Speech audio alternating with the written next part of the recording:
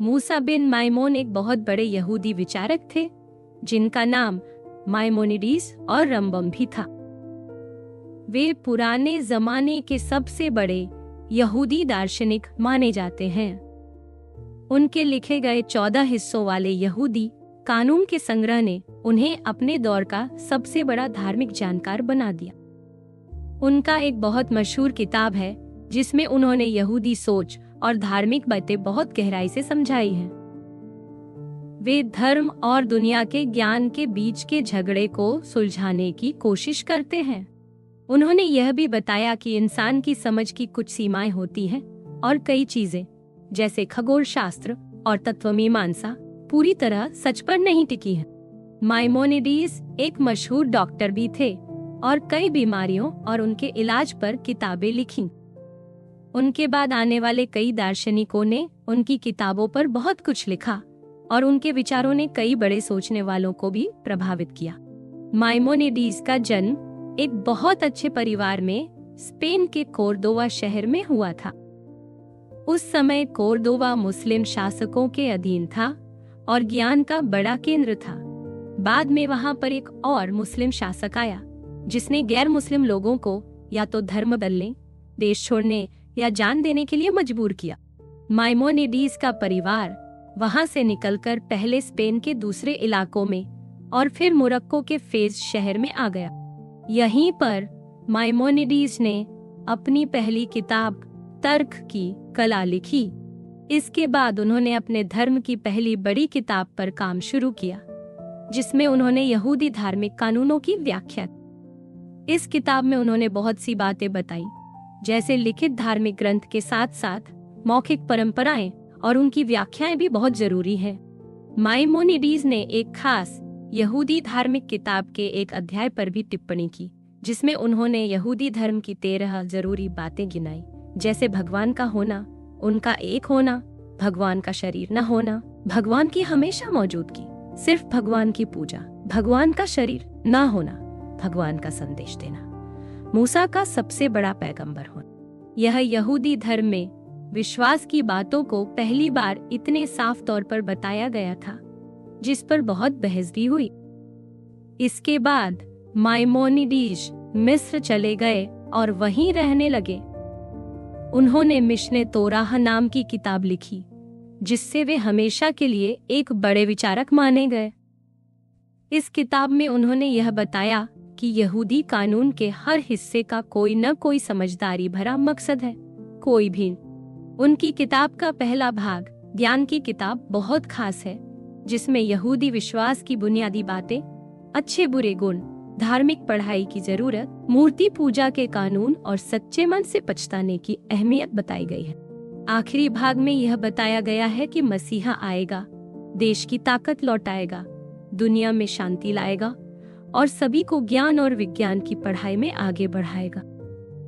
लेकिन मसीहा लोगों को अमीर नहीं बनाएगा, नियम नहीं बदलेगा और न ही चमत्कार दिखाना जरूरी होगा। माइमोनिडीज की एक और किताब गाइड फॉर द परप्लेक्स है जिसमें उन्होंने अपने विचार बहुत विस्तार से लिखे हैं। यह एक ऐसे छात्र को लिखी चिट्ठी है जो सोच नहीं पा रहा कि फिलॉसफी चुने या अपने धर्म की बात माने, लेकिन असल में यह किताब कई और गहरी बातें समझाती है जैसे भगवान को शरीर जैसा न समझना, धर्म की बारीकियां, इंसान की समझ की सीमाएं, पैगंबरी और न्याय के बारे में विस्तार से चर्चा।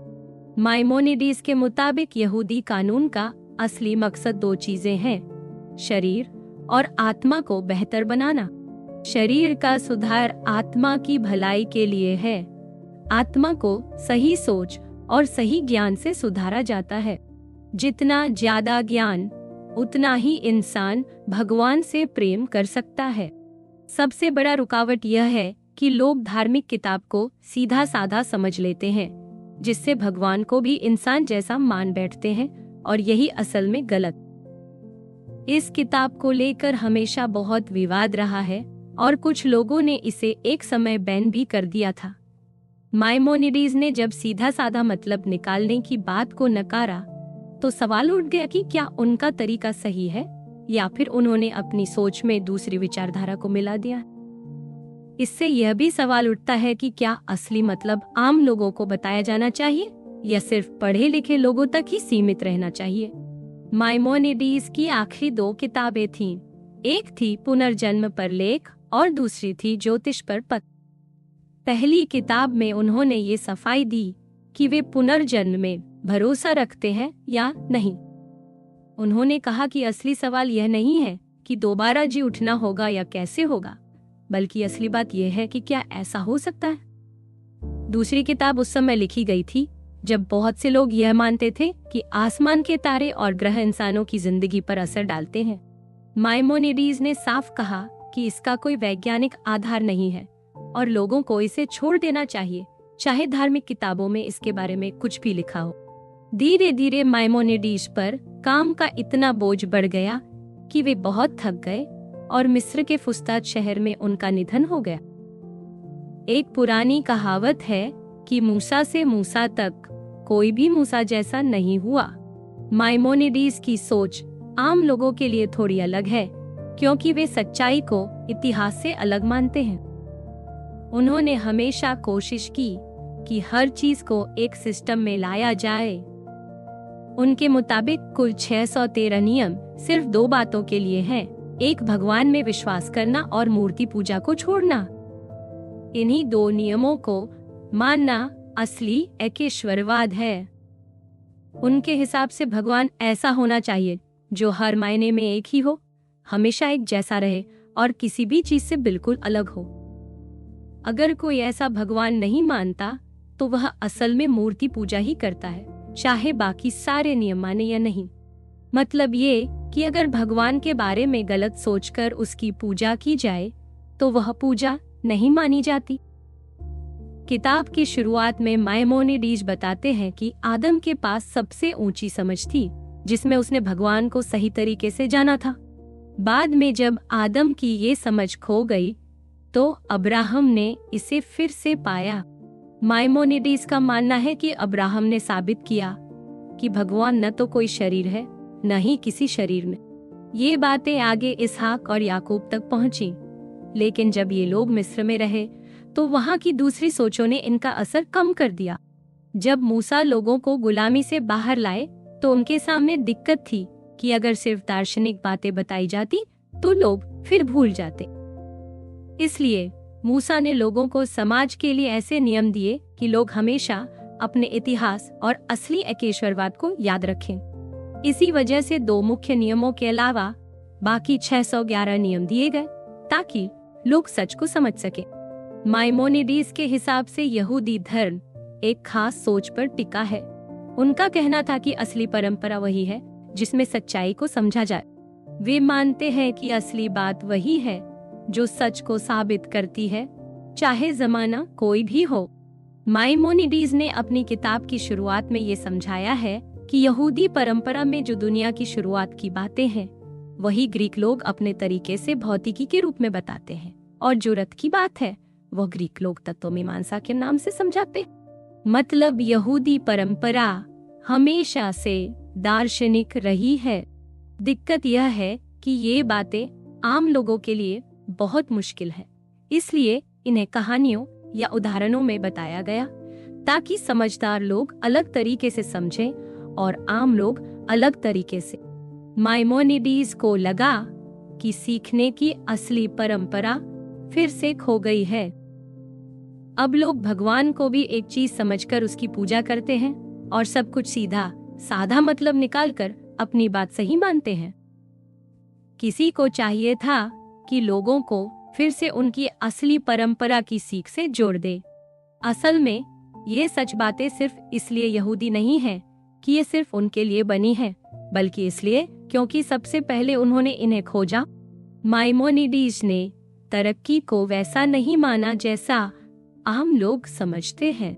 उनके लिए विज्ञान और फिलॉसफी जानना इंसान की तरक्की का हिस्सा था, लेकिन वे इसे नया रास्ता मानने की बजाय वही पुरानी सच्चाई से जोड़ने वाला मानते थे जिसे मूसा और पुराने रूप पहले ही जान चुके थे। सच्ची बातें कभी नहीं बदलती।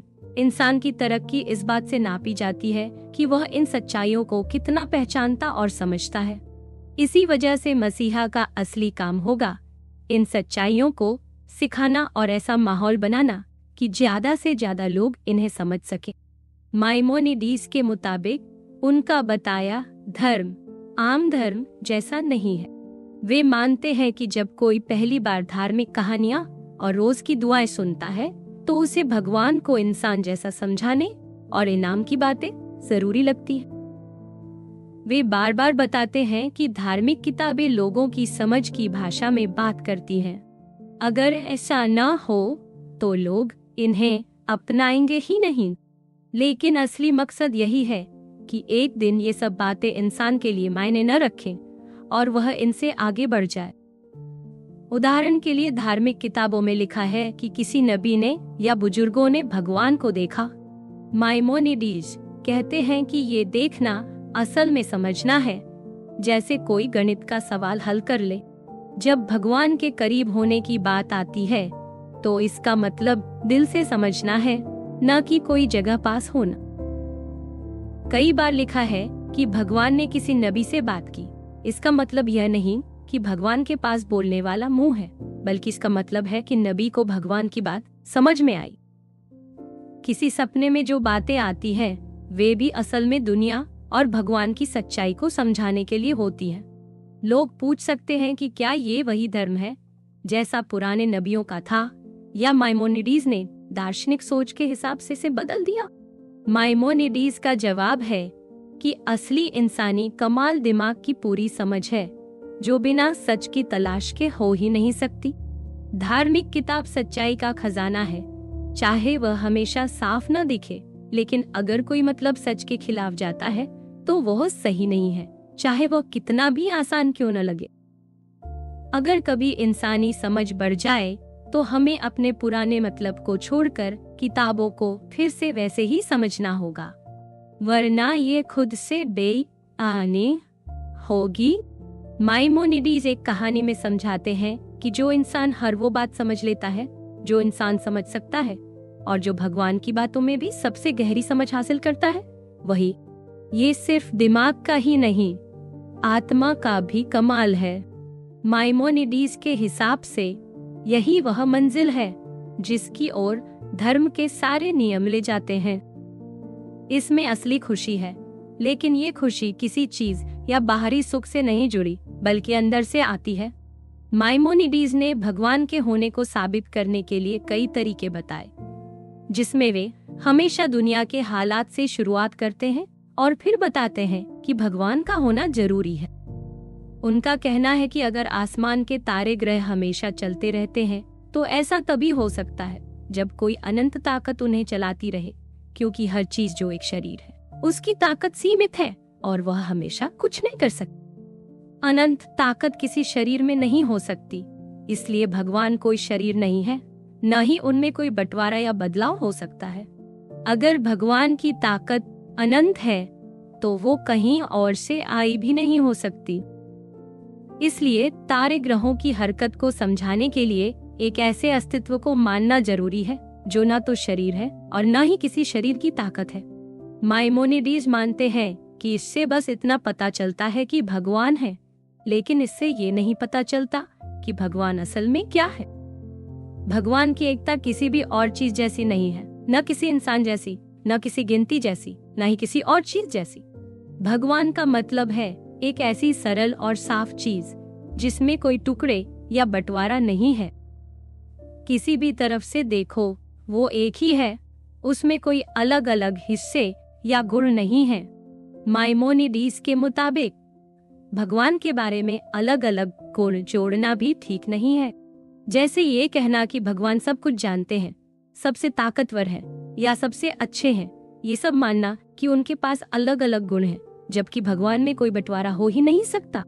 भगवान को किसी और तरह से भी बांटना, जैसे कोई चीज, कोई रूप या कोई फर्क निकालना, ये सब भी गलत। अगर भगवान में कई चीजें जोड़ दी जाए तो फिर कोई वजह भी ढूंढनी पड़ेगी कि वो सब साथ क्यों और कैसे हैं, जो मुमकिन नहीं है। भगवान को किसी बड़े समूह का हिस्सा भी नहीं बनाया जा सकता, क्योंकि फिर भी भगवान से बड़ा या अलग कोई और हो जाएगा, जो हो ही नहीं सकता।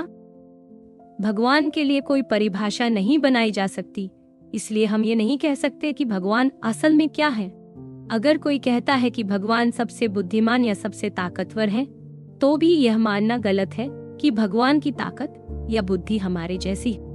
माइमोनिडीज साफ कहते हैं कि शरीर की ताकत सीमित होती है, उसकी तुलना भगवान से नहीं की जा सकती।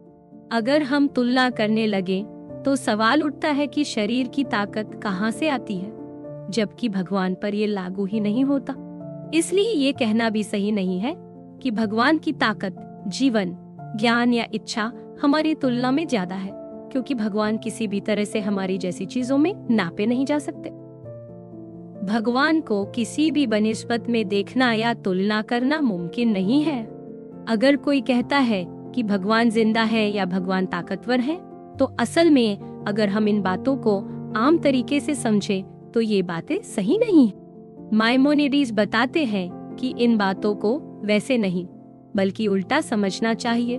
जैसे भगवान ताकतवर है का मतलब है कि भगवान में ताकत की कमी नहीं है। ये इंसानी भाषा में कहने का तरीका है। असल में भगवान की ताकत का हमारी ताकत से कोई मुकाबला नहीं है। अगर कोई कहे कि भगवान किताब हिला सकते हैं, तो इसका मतलब ये नहीं कि भगवान को हमारी तरह ताकत या खाना चाहिए। भगवान की ताकत से पूरी दुनिया बन सकती है, इसलिए कोई भी तुलना गलत है। अगर हम कहें कि भगवान ताकतवर है, तो ऐसा लगता है कि हम भगवान की असली पहचान जानते हैं, जबकि असल में हम नहीं जानते। माइमोनिडीज के हिसाब से भगवान ताकतवर है का मतलब है कि भगवान की ताकत इंसानी सोच से बाहर है। वैसे ही भगवान का जीवन, बुद्धि, एकता और इच्छा भी हमारी समझ के बाहर है। भगवान के लिए जो भी शब्द इस्तेमाल होते हैं, उनका असली मतलब हमारे जैसे नहीं है। इसलिए जब भी हम भगवान की तारीफ करते हैं, असल में हम उनकी किसी अलग अलग खासियत को नहीं बल्कि भगवान के असर को ही पहचान रहे होते हैं। माइमोनिडीज मानते हैं कि सिर्फ बातें नकारना भी काफी नहीं है, क्योंकि इससे भी भगवान के बारे में उलझन पैदा हो सकती है। असल में भगवान के बारे में कोई भी भाषा, चाहे वो हाँ में हो या ना में, पूरी तरह से सही नहीं बैठती। धार्मिक बातों का असली मकसद यही है कि इंसान की सोच को सही रास्ते पर ले जाया जाए और उसे यह एहसास हो कि भगवान हर तरह की सोच से ऊपर है। अगर कोई भगवान के बारे में सोचता ही ना रहे, तो वह आसानी से भगवान को भी अपने जैसा समझ सकता है, जो गलत है। माइमोनिडीज कहते हैं कि भगवान की असली तारीफ तो चुप रहना ही है, क्योंकि जो भी बोलेंगे वह पूरा सच नहीं कह पाए। लेकिन वे ये भी जानते हैं कि सिर्फ चुप रहना काफी नहीं है, इसलिए रोज की दुआ जरूरी है। दुआ में जो भी बातें बोली जाती है, वे या तो नकारात्मक होती है या भगवान के असर को बयान करती है, पर इससे भगवान की असली पहचान नहीं मिलती। जैसे आग मोम को पिघला देती है, मिट्टी को सख्त कर देती है, चीनी को काला कर देती है, लेकिन इसका मतलब ये नहीं सख्त या काली है। वैसे ही भगवान के असर अलग अलग चीजों में दिखते हैं, पर भगवान वैसे नहीं है। भगवान दयालु है क्योंकि दुनिया में दया दिखाई देती है, और सख्त है क्योंकि दुनिया में सख्ती भी नजर आती। इसका मतलब ये नहीं कि भगवान के अंदर इंसानों जैसी भावनाएं हैं, बल्कि उनका असर ऐसा दिखता है। माइमोनिडीज के मुताबिक भगवान के बारे में जितनी भी बातें हम कहते हैं, वे सब परोक्ष है। भगवान की असली सच्चाई कभी पूरी तरह नहीं जानी जा सकती। माइमोनिडीज ने अपनी किताब में दुनिया की रचना के बारे में 4 सोचों पर बात की है। उन्होंने सबसे पहले उस सोच को नकार दिया जिसमें कहा गया है कि पहले ये साबित करो कि दुनिया बनी है, फिर मानो कि बनाने वाला कोई। माइमोनिडीज का मानना है कि केवल दिमागी सोच से ये साबित नहीं किया जा सकता कि दुनिया बनी है या हमेशा से है। वे खुद मानते हैं कि दुनिया बनाई गई है, लेकिन वे कहते हैं कि बस इसी तरफ झुकाव है, पूरी तरह से साबित नहीं किया जा सकता। 3 मुख्य सोचें माइमोनिडीज ने बताई। पहली, मूसा के मुताबिक दुनिया पूरी तरह से बिल्कुल नई और बिना किसी पुरानी चीज से बनी है। दूसरी, प्लेटो के हिसाब से दुनिया नई बनी है, लेकिन किसी पहले से मौजूद चीज से बनी है। तीसरी, अरस्तु के हिसाब से दुनिया हमेशा से है, उसका कोई शुरुआत का पल नहीं है और वह भगवान पर टिकी है, लेकिन भगवान ने उसे बनाना तय नहीं किया, वो खुद ब खुद भगवान की वजह से। माइमोनिडीज खुद मूसा की सोच को पसंद करते हैं, लेकिन वे मानते हैं कि प्लेटो की सोच भी गलत नहीं है। कई लोग ये मानते हैं कि माइमोनिडीज असल में अरस्तु की सोच के करीब थे, लेकिन उन्होंने जो कहा है वह साफ तौर पर दिखाता है कि वे दुनिया के बनाए जाने को ही सही मानते थे। अरस्तु ने कहा कि दुनिया हमेशा से है और हमेशा रहेगी। इसका मतलब ये है कि भगवान ने कभी दुनिया को शुरू करने का फैसला नहीं किया, बल्कि भगवान जैसे हैं वैसे ही दुनिया। इसलिए भगवान में कोई बदलाव नहीं आता और दुनिया की असली रचना भी कभी नहीं हुई, वो हमेशा से। इसका असर ये है कि अगर यह सोच मान ली जाए तो भगवान के पास अपनी मर्जी से कुछ नया करने की ताकत नहीं रहती, यानी सब कुछ बस जैसा है वैसा ही चलता है। इस सोच के हक में दो तरह के तर्क दिए जाते हैं। या तो ये बताया जाता है कि दुनिया की बनावट में ही कुछ ऐसा है कि नई चीज बनना नामुमकिन है, या फिर भगवान के स्वभाव में कुछ ऐसा है कि नया बनाना मुमकिन नहीं है। पहले वाले तर्क के हिसाब से दुनिया में बदलाव हमेशा एक चीज से दूसरी चीज में होता है, जैसे अंडे से चूजा निकलता है, बीज से पेड़ बनता है, इसलिए कुछ भी बिल्कुल नए सिरे से बनना नामुमकिन है। दूसरे तर्क के मुताबिक अगर भगवान एकदम परफेक्ट हैं, तो फिर उनके लिए कोई नया काम शुरू करना या दुनिया बनाना भी सही नहीं लगता। माइमोनिडीज पहले तर्क का जवाब देते हैं कि हम अपनी रोज की जिंदगी में बदलाव को तो चीज से चीज में होते देखते हैं, लेकिन इससे ये क्यों माने कि दुनिया की शुरुआत भी वैसे ही हुई हो। रचना का मतलब है पहली बार कोई चीज वजूद में आना, जबकि बदलाव का मतलब है किसी एक चीज से दूसरी चीज बनना। जरूरी नहीं कि जो तरीका हम हर दिन देखते हैं वही रचना के वक्त भी लागू हो, इसलिए यह तर्क पूरी तरह से सही नहीं है। इसका मतलब है कि रचना मुमकिन है। दूसरे तर्क का जवाब माइमोनिडीज ये देते हैं कि अगर भगवान कुछ नया करना चाहे तो इसका मतलब ये नहीं कि भगवान में कोई बदलाव आ गया। जैसे कोई इंसान आज सोच ले कि कल कहीं जाएगा और कल वही करता है, तो उसने अपनी सोच नहीं बदली। भगवान के लिए भी अगर उन्होंने शुरू से ही तय किया हो तो नया काम करने में कोई बदलाव नहीं माना जाएगा। माइमोनिडीज का कहना है कि अगर कोई ऐसा अस्तित्व है जिस पर बाहरी चीजों का असर नहीं पड़ता, तो वो भी अपनी असली मर्जी से कुछ नया कर सकता है, बस उसकी शुरुआत की सोच में ही वह बात शामिल होनी चाहिए। मतलब अपनी मर्जी बदलना और नई चीज की मर्जी रखना दोनों अलग हैं। इस वजह से जो तर्क दुनिया के बनने के खिलाफ दिया जाता है वो भी पूरी तरह से सही नहीं है। माइमोनिडीज ये भी मानते हैं कि उनके सारे तर्क सिर्फ इतना साबित करते हैं कि दुनिया का बनना मुमकिन है, लेकिन ये नहीं कि सच में दुनिया बनी है। अगर यह दिख जाए कि दुनिया में कुछ चीजें ऐसी हैं जो जरूरी नहीं थी, तो ये साबित हो जाएगा कि दुनिया बनाई गई है। इसी वजह से वे पुरानी सोच पर सवाल उठाते हैं जिसमें कहा गया था कि भगवान से निकली हर चीज एक जैसी और बिल्कुल सीधी होनी चाहिए। लेकिन अगर हम आसमान के गोलों की रचना देखें तो उसमें बहुत सारी उलझन और विविधता है, जैसे कि कोई तारा तेज घूमता है, कोई धीमा, कोई ज्यादा चमकता है, कोई कम, कोई जगह भरी हुई है, कोई खाली। अगर हर चीज जरूरी तौर पर होती तो ऐसी गड़बड़ियां नहीं दिखती। माइमोनिडीज ने कहा कि अगर इन चीजों का कोई जरूरी और पक्का कारण नहीं है, तो फिर ये मानना सही होगा कि भगवान ने अपनी मर्जी से खास अंदाज में दुनिया बनाई है। हालांकि वे ये भी मानते हैं कि ये दलील पूरी तरह से पक्की नहीं है, क्योंकि हो सकता है कि भविष्य में विज्ञान इन सब का कोई कारण ढूंढ ले। लेकिन चूंकि आसमान की चीजें बहुत दूर हैं और उनका असली रूप जानना मुश्किल है, इसलिए हमेशा पूरी तरह से कारण पता करना मुमकिन नहीं होगा। इसी वजह से माइमोनिडीज मानते हैं कि दुनिया का बनना हमेशा मानने के लिए बेहतर रहेगा, जबकि को यह साबित करना मुश्किल है कि दुनिया हमेशा से थी। माइमोनिडीज के हिसाब से अगर भगवान के पास अपनी मर्जी नहीं है तो वे किसी को कोई हुक्म कैसे दे सकते हैं।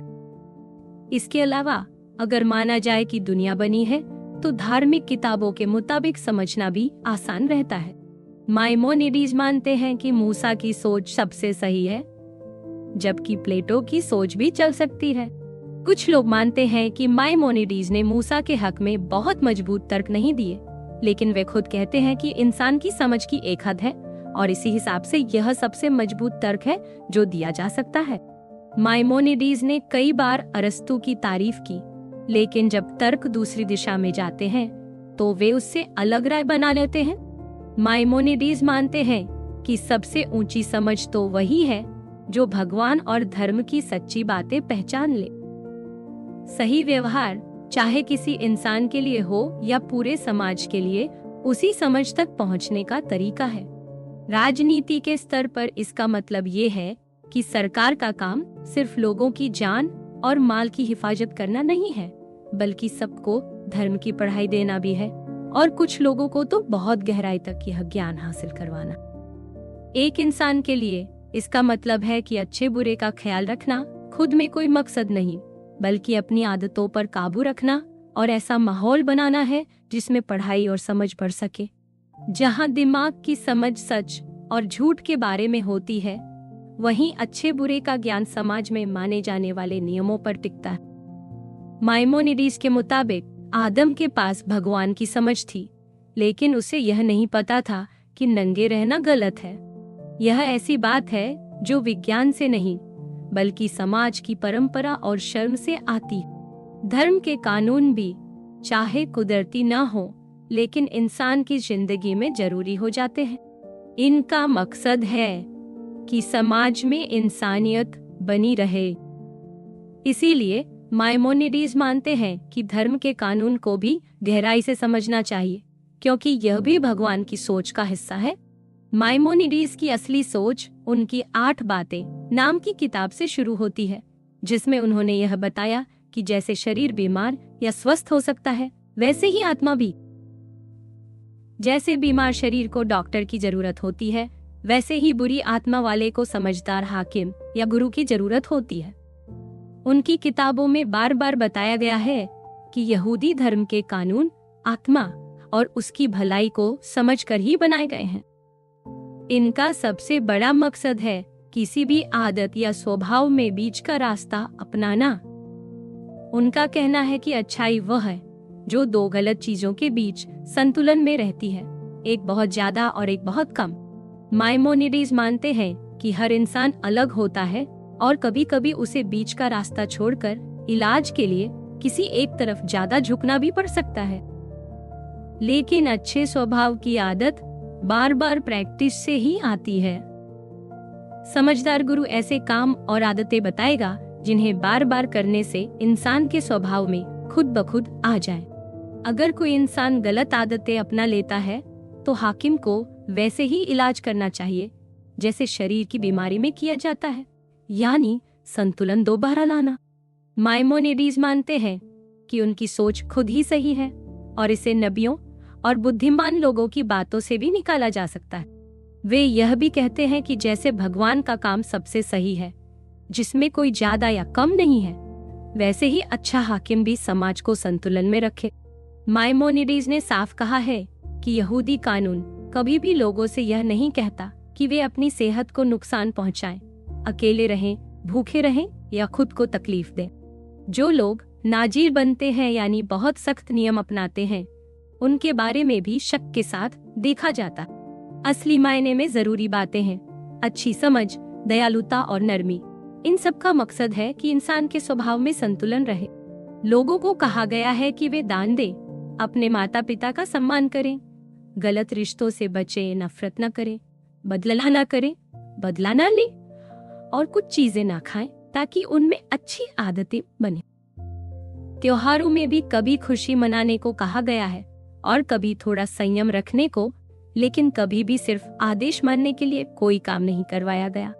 माइमोनिडीज बताते हैं कि शरीर और आत्मा के इलाज में फर्क है।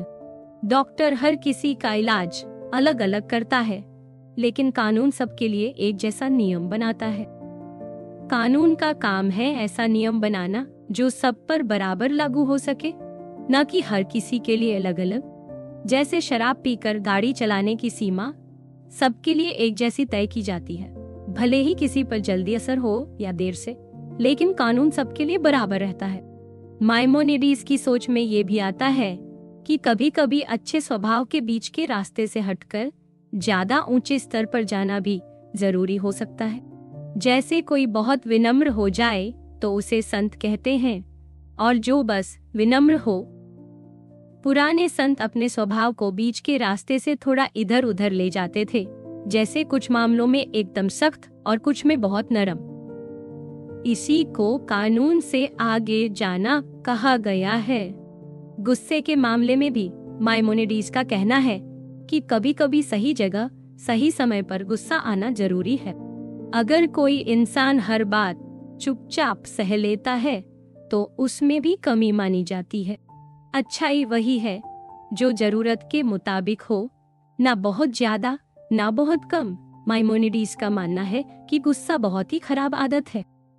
उनका कहना है कि इंसान को हमेशा गुस्से से दूर रहना चाहिए, चाहे कभी कभी गुस्सा करना सही भी लगे। उनके हिसाब से जो इंसान बिल्कुल विनम्र है वही सबसे ऊंचे दर्जे का इंसान है। यही बात वे मूसा के बारे में भी कहते हैं कि सबसे बड़ी अच्छाई विनम्रता है।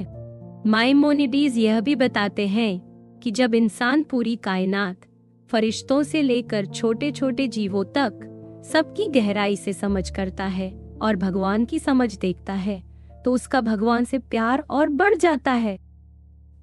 उसकी आत्मा में प्यास पैदा होती है, उसके मन में डर और झुकाव आता है, उसे अपना छोटापन और कमी महसूस होती है। जब वो अपनी हालत को भगवान की महानता से तुलना करता है तो अपने आप को बहुत छोटा और अधूरा पाता है।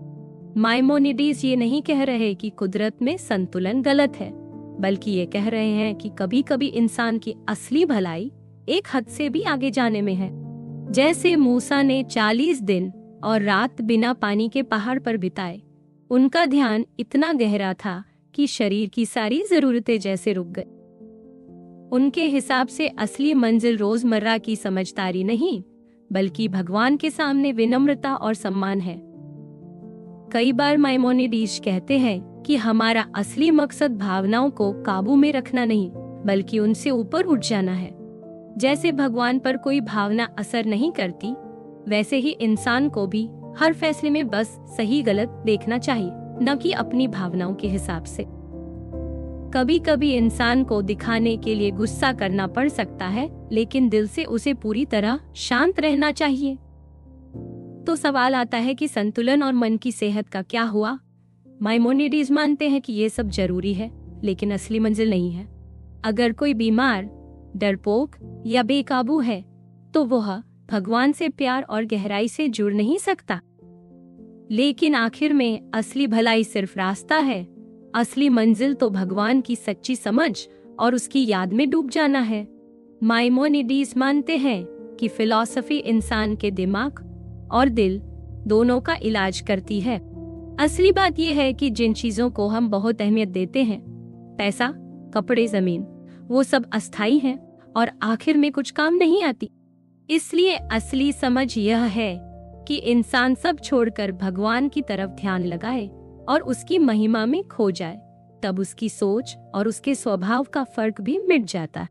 माइमोनिडीज की किताब छपने के बाद से ही लोग इस बात पर उलझे हुए हैं कि उनकी बातों को सीधा साधा समझा जाए या उनमें छुपा कोई गहरा मतलब खोजा जाए।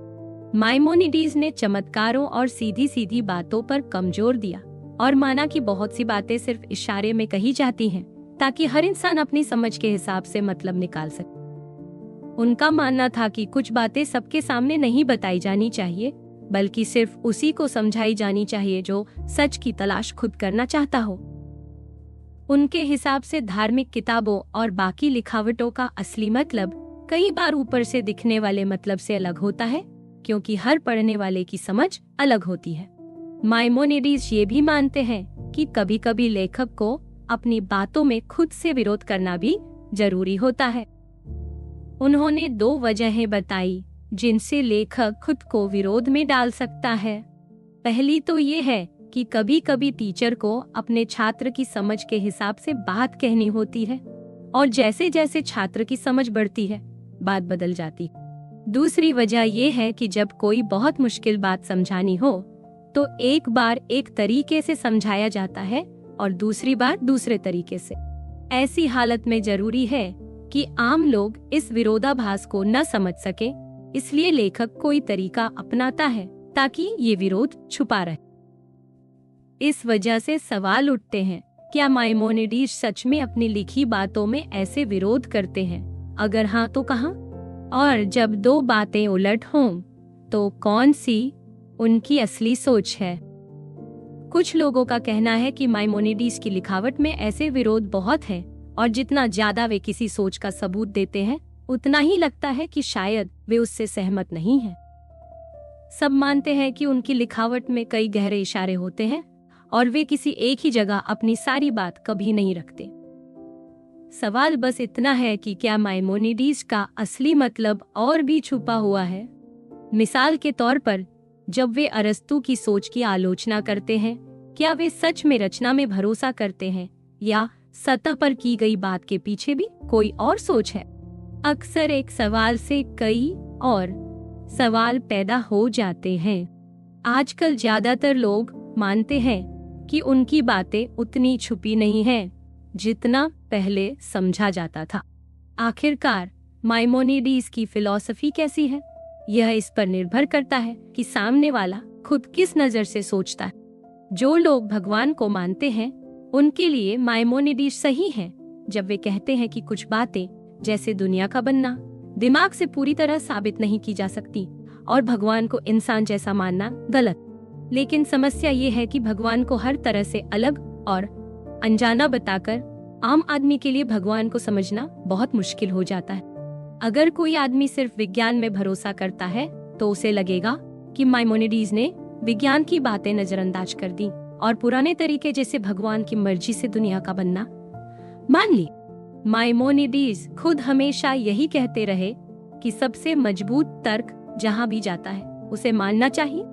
अगर यही बात मानी जाए तो विज्ञान की तरक्की के बाद उन्हें भी विज्ञान की तरफ जाना पड़ता, लेकिन ऐसा करने के लिए उन्हें यह भी मानना पड़ता कि धर्म की किताबें सिर्फ इंसान को सही रास्ता दिखाने के लिए हैं, न कि उनमें पूरी सच्चाई या विज्ञान छुपा है।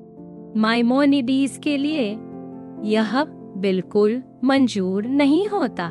अगर माइमोनिडीज सिर्फ धर्म की किताबों को अच्छी बातें सिखाने के लिए पढ़ें, तब भी दिक्कतें रहेंगी।